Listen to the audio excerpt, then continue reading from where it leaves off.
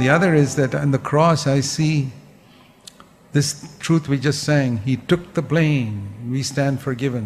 ಇನ್ನೊಂದು ಸಂಗತಿ ಶಿಲುಬೆ ಬಗ್ಗೆ ಏನಪ್ಪಾ ಅಂತಂದ್ರೆ, ಯೇಸು ಶಿಲುಬೆಯಲ್ಲಿ ದೂಷಣೆಯನ್ನು ತೆಗೆದುಕೊಂಡಿದ್ದಕ್ಕಾಗಿ ನಾವು ಕ್ಷಮಿಸಲ್ಪಟ್ಟೆವು ಎಂಬುದಾಗಿ. And that's the other thing I prayed for myself. I say, Lord, help me to be ready to take the blame. ನಾನು ಮತ್ತೊಂದು ಪ್ರಾರ್ಥನೆಯನ್ನು ಮಾಡುವಂಥದ್ದು ಇದೇ ಆಗಿದೆ. ಕರ್ತರೆ, ನಾನು ದೂಷಣೆಯನ್ನು ತೆಗೆದುಕೊಳ್ಳಲು ಯಾವಾಗಲೂ ಸಿದ್ಧನಾಗಿರುವಂತೆ ಸಹಾಯ ಮಾಡು ಎಂಬುದಾಗಿ. Even when it is not my fault. That's Jesus. He took the blame on the cross not for his fault. It was not his fault. ಒಂದು ವೇಳೆ ಅದು ನನ್ನ ತಪ್ಪಿಲ್ಲದಿದ್ದರೂ ಸಹ ಅದೇ ಯೇಸು ಶಿಲುಬೆಯಲ್ಲಿ ತಮ್ಮ ತಪ್ಪಿಗಾಗಿ ದೂಷಣೆಯನ್ನು ತೆಗೆದುಕೊಳ್ಳಲಿಲ್ಲ. How quick we are to justify ourselves and say that was not my fault. Okay. Look at the unhappiness there is in so many believers' homes. ನಾವು ಎಷ್ಟು ಬೇಗ ಸಮರ್ಥಿಸಿಕೊಳ್ಳುತ್ತೇವೆ ಅಲ್ಲವಾ, ಅದು ನನ್ನ ತಪ್ಪಲ್ಲ ಎಂಬುದಾಗಿ. ಅನೇಕ ವಿಶ್ವಾಸಿಗಳ ಕುಟುಂಬಗಳಲ್ಲಿ ಅಸಂತೋಷವನ್ನು ನೆಲೆ ಮಾಡಿರುವಂಥದ್ದನ್ನು ನೋಡ್ರಿ. Because husband and wife like Adam point the finger at each other. Say you. ಗಂಡ ಹೆಂಡತಿಯರು ಆದಾಮನ ರೀತಿಯಲ್ಲಿರ್ತಾರೆ. ಯಾವಾಗಲೂ ಬೊಟ್ಟನ್ನ ಮತ್ತೊಬ್ಬರ ಕಡೆ ತಿರುಗಿಸಿ ಹೇಳ್ತಿರ್ತಾರೆ, ನೀನು ಎಂಬುದಾಗಿ. Bow your head and say, yes, me, yes, it's me. ತಲೆಯನ್ನ ತಗ್ಗಿಸಿ ಈ ರೀತಿಯಾಗಿ ಯಾವಾಗಲೂ ಹೇಳ್ರಿ, ಹೌದು ನಾನು ಎಂಬುದಾಗಿ. That's what Jesus did on the cross. Don't be like Adam. You say it's me. Take the blame and let that other person stand forgiven. ಅದನ್ನೇ ಯೇಸು ಶಿಲುಬೆಯಲ್ಲಿ ಮಾಡಿರುವಂತದ್ದು. ಆದಾಮನ ರೀತಿಯಲ್ಲಿ ಇರಬೇಡ್ರಿ, ನೀನು ಎಂಬುದಾಗಿ ಹೇಳುವಂತೆ. ಹೌದು, ನಾನು ಎಂಬುದಾಗಿ ಹೇಳುವಂತದನ್ನ ಕಲಿತುಕೊಳ್ಳ್ರಿ. ನೀವು ದೂಷಣೆಯನ್ನು ತೆಗೆದುಕೊಳ್ಳ್ರಿ, ಮತ್ತೊಬ್ಬರು ಕ್ಷಮಿಸಲ್ಪಡಲಿ. Will you take that decision today as you break bread? You won't have the strength to keep it even for a week, I tell you that. ಈ ರೊಟ್ಟಿಯನ್ನು ಮುರಿಯುವಂತ ಸಂದರ್ಭದಲ್ಲಿ ನೀವು ಈ ಒಂದು ತೀರ್ಮಾನವನ್ನ ಮಾಡ್ತೀರಾ? ನಾನು ನಿಮಗೆ ಹೇಳುತ್ತೇನೆ, ನೀವು ಒಂದು ವಾರನೂ ಸಹ ಈ ಮಾತನ್ನ ಕೈಗೊಂಡು ನಡೆಯುವುದಕ್ಕೆ ನಿಮ್ಮಲ್ಲಿ ಬಲ ಇಲ್ಲ. But the grace of God is sufficient. If you seek for the power of the Holy Spirit and God really sees that you need it, it will come. It did not come for me overnight. ದೇವರ ಕೃಪೆಯೇ ಸಾಕು ನಿಮಗೆ. ಪವಿತ್ರಾತ್ಮನ ಬಲವನ್ನ ನೀವು ಹುಡುಕಿರಿ. ನಿಮಗೆ ನಿಜವಾಗಿಯೂ ಅದರ ಅಗತ್ಯತೆ ಇದೆ ಎಂಬುದನ್ನು ದೇವರು ನೋಡುವಾಗ ಅದು ಬಂದೇ ಬರುತ್ತೆ. ನನಗೂ ಕೂಡ ಒಂದೇ ರಾತ್ರಿಯಲ್ಲಿ ಬಂದಂಥದ್ದಲ್ಲ ಅದು. I might as well tell you, it won't come overnight. But I was determined to get there. I said, Lord, before I leave this earth, I want to get there. ನಾನು ನಿಮಗೆ ಹೇಳ್ತೇನೆ, ಅದು ಒಂದೇ ರಾತ್ರಿಯಲ್ಲಿ ಬರುವಂಥದ್ದಲ್ಲ. ನಾನು ಅದನ್ನು ಪಡೆದುಕೊಳ್ಳಲು ನಿರ್ಧಾರ ಮಾಡಿದೆ. ನಾನು ಹೇಳಿದೆ, ಕರ್ತರೆ, ಈ ಲೋಕವನ್ನು ಬಿಡುವುದರೊಳಗೆ ನಾನು ಅದನ್ನು ಪಡೆದುಕೊಳ್ಳಬೇಕು ಎಂಬುದಾಗಿ. Where the way of the cross is not just something we sing about, but meaningful, who for the joy set before him endured the cross. I invite you to come up to this higher level of the Christian life. ಶಿಲುಬೆಯ ಬಗ್ಗೆ ಇರುವಂಥ ಹಾಡು ನಾವು ಕೇವಲ ಹಾಡುವಂತೆ ಇರಬಾರದು, ಅದು ಅರ್ಥಪೂರ್ಣವಾಗಿರಬೇಕು. ಯೇಸು ತಮ್ಮ ಮುಂದೆ ಇಟ್ಟಿದ್ದ ಸಂತೋಷಕ್ಕೋಸ್ಕರ ಶಿಲುಬೆಯ ಮರಣವನ್ನು ಸಹಿಸಿಕೊಂಡರು. ಈ ಒಂದು ಉನ್ನತ ಮಟ್ಟದ ಕ್ರೈಸ್ತ ಜೀವಿತಕ್ಕೆ ಬರುವಂತೆ ನಾನು ನಿಮಗೆ ಆಹ್ವಾನ ಕೊಡ್ತೇನೆ. Through resurrection. The only way to come up is through resurrection. And the only way to experience resurrection is if you are willing to die. ಪುನರುತ್ಥಾನದ ಮುಖಾಂತರ, ಒಂದೇ ಮಾರ್ಗದ ಮುಖಾಂತರ ನೀವು ಬರಬಹುದು, ಅದು ಪುನರುತ್ಥಾನದ ಮುಖಾಂತರ. ಈ ಪುನರುತ್ಥಾನವನ್ನು ಅನುಭವಿಸುವುದಕ್ಕೆ ಇರುವಂಥದ್ದು ಒಂದೇ ಮಾರ್ಗ, ಅದು ನೀವು ಸಾಯಲು ಸಿದ್ಧರಾಗಿರುವಂಥದ್ದು. If you die with him, you will be raised with him. There is no other way. Many Christians are trying to lift themselves up and be raised. There is no way, my brother, sister. ನೀವು ಆತನೊಟ್ಟಿಗೆ ಮರಣವನ್ನು ಹೊಂದಿದಲ್ಲಿ ಆತನೊಟ್ಟಿಗೆ ಪುನರುತ್ಥಾನವನ್ನು ಸಹ ಹೊಂದುವಿರಿ. ಬೇರೆ ಮಾರ್ಗವಿಲ್ಲ. ಅನೇಕ ಕ್ರೈಸ್ತರು ತಮಗೆ ತಾವು ಹೆಚ್ಚಳ ಪಡ್ತಾರೆ ಮತ್ತು ಎತ್ತರಕ್ಕೇರಲು ಇಷ್ಟಪಡ್ತಾರೆ. ನನ್ನ ಪ್ರಿಯ ಸಹೋದರ ಸಹೋದರಿಯರೇ, ಬೇರೆ ಮಾರ್ಗವಿಲ್ಲ. If you die with him, he will raise you to the highest heights like he raised Jesus. ನೀವು ಆತನೊಟ್ಟಿಗೆ ಸಾಯುವುದಾದರೆ ಕ್ರಿಸ್ತನನ್ನ ದೇವರು ಎಷ್ಟು ಎತ್ತರಕ್ಕೆ ಏರಿಸಿದರೋ ಅಷ್ಟು ಎತ್ತರಕ್ಕೆ ನಿಮ್ಮನ್ನು ಸಹ ಏರಿಸುತ್ತಾರೆ. Take the blame and let the other be forgiven. ದೂಷಣೆಯನ್ನು ತೆಗೆದುಕೊಳ್ಳಿರಿ, ಮತ್ತೊಬ್ಬರು ಕ್ಷಮಿಸಲ್ಪಡಲಿ. Is there somebody in your life right now who needs to be forgiven? Take the blame. Forgive that person. ಈ ಕ್ಷಣ ನಿಮ್ಮ ಜೀವಿತದಲ್ಲಿ ಯಾರಾದರೂ ಕ್ಷಮಿಸಲ್ಪಡಬೇಕಾದಂಥ ಅವಶ್ಯಕತೆಯಲ್ಲಿದ್ದಾರಾ? ದೂಷಣೆಯನ್ನು ತೆಗೆದುಕೊಳ್ಳಿರಿ ಮತ್ತು ಆ ವ್ಯಕ್ತಿಯನ್ನು ಕ್ಷಮಿಸಿರಿ.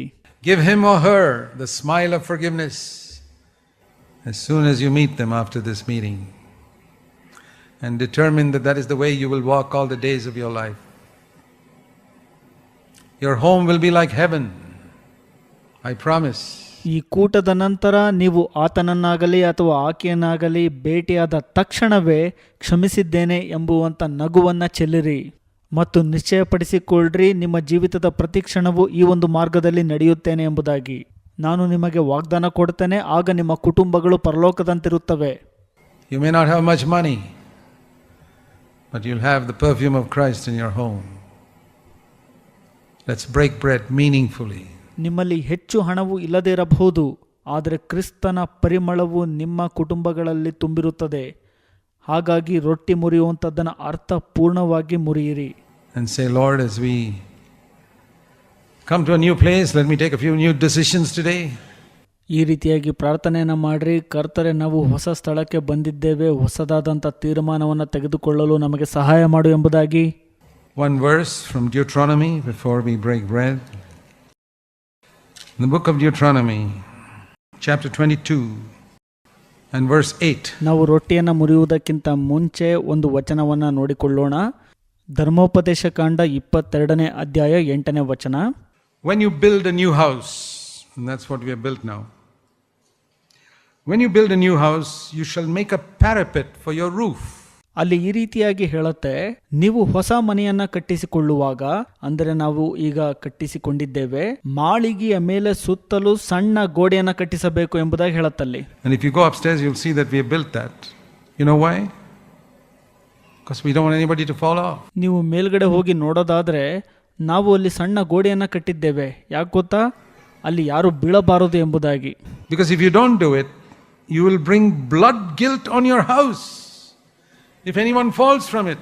ನೀವು ಅದನ್ನ ಮಾಡಲಿಲ್ಲ ಅಂದ್ರೆ, ಯಾರಾದರೂ ಅದರಿಂದ ಬಿದ್ರು ಅಂತಂದ್ರೆ ನಿಮಗೆ ಜೀವ ಹತ್ಯೆ ದೋಷ ಉಂಟಾಗುವುದು ಎಂಬುದಾಗಿ ಅಲ್ಲಿ ಹೇಳುತ್ತೆ. We think of a lot of children who may run on the terrace. If one of them falls and dies because we didn't put a parapet. ಅನೇಕ ಮಕ್ಕಳು ಮಾಳಿಗೆ ಮೇಲೆ ಓಡಾಡ್ತಿರ್ತಾರೆ ಅಂತ ಅಂದ್ಕೊಳ್ಳಿ. ಯಾರಾದರೂ ಬಿದ್ದು ಸತ್ತೋದ್ರೆ ಅದು ಏನರ್ಥ? ನಾವು ಅಲ್ಲಿ ಒಂದು ಸಣ್ಣ ಗೋಡೆಯನ್ನ ಕಟ್ಟಿಲ್ಲ ಅಂತ ಅರ್ಥ. We try to save some money. You bring blood guilt on the house. The blood guilt of one child is enough to torture me forever. ಯಾಕಂದ್ರೆ ನಾವು ಸಣ್ಣ ಪುಟ್ಟ ಹಣವನ್ನು ಉಳಿತಾಯ ಮಾಡಲು ಹೋಗಿ ಅದನ್ನ ಕಟ್ಟಿಸಿರುವುದಿಲ್ಲ.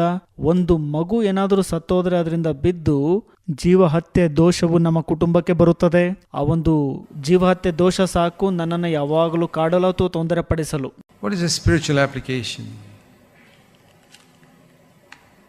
That I must not make anybody fall. ಆತ್ಮಿಕವಾಗಿ ಇದು ನಮಗೆ ಹೇಗೆ ಅನ್ವಯವಾಗುತ್ತದೆ? ನಾನು ಮತ್ತೊಬ್ಬರು ಬೀಳುವಂತೆ ನಡೆದುಕೊಳ್ಳಬಾರದು ಎಂಬುದಾಗಿ.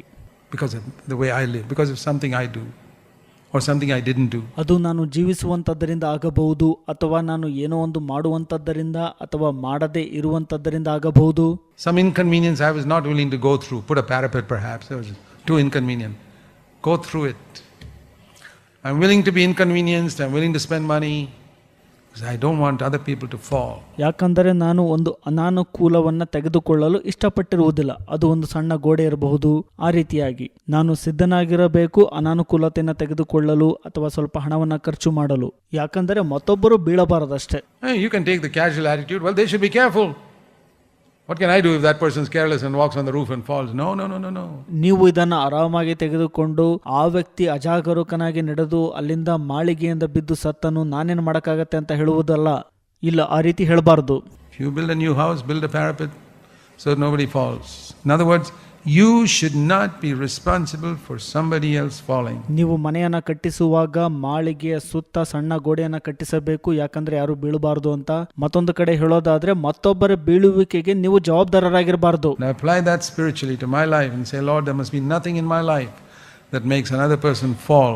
ನಾನು ಅದನ್ನು ಆತ್ಮಿಕವಾಗಿ ಅನ್ವಯವನ್ನ ಮಾಡಿಕೊಂಡು ಕರ್ತರಿಗೆ ಈ ರೀತಿಯಾಗಿ ಹೇಳ್ತಾ ಇರ್ತೀನಿ, ಕರ್ತರೆ ಮತ್ತೊಬ್ಬರ ಬೀಳುವಿಕೆಗೆ ನನ್ನಲ್ಲಿ ನನ್ನ ಜೀವಿತದಲ್ಲಿ ಯಾವುದೇ ರೀತಿ ಕಾರಣ ಇರಬಾರದು ಎಂಬುದಾಗಿ. Jesus said, if you cause a little child to stumble, It's better that you tie a heavy millstone around your neck and go and drown in the sea. ಯೇಸು ಈ ರೀತಿಯಾಗಿ ಹೇಳಿದರು, ಚಿಕ್ಕವರಲ್ಲಿ ಒಬ್ಬನಿಗೆ ತೊಡಕನ್ನುಂಟು ಮಾಡುವುದಾದರೆ ತನ್ನ ಕುತ್ತಿಗೆಗೆ ಬೀಸುವ ಕಲ್ಲನ್ನ ಕಟ್ಟಿಸಿಕೊಂಡು ಸಮುದ್ರದಲ್ಲಿ ಹಾಕಿಸಿಕೊಳ್ಳುವುದೇ ಲೇಸು ಎಂಬುದಾಗಿ. Jesus died so that others might be forgiven.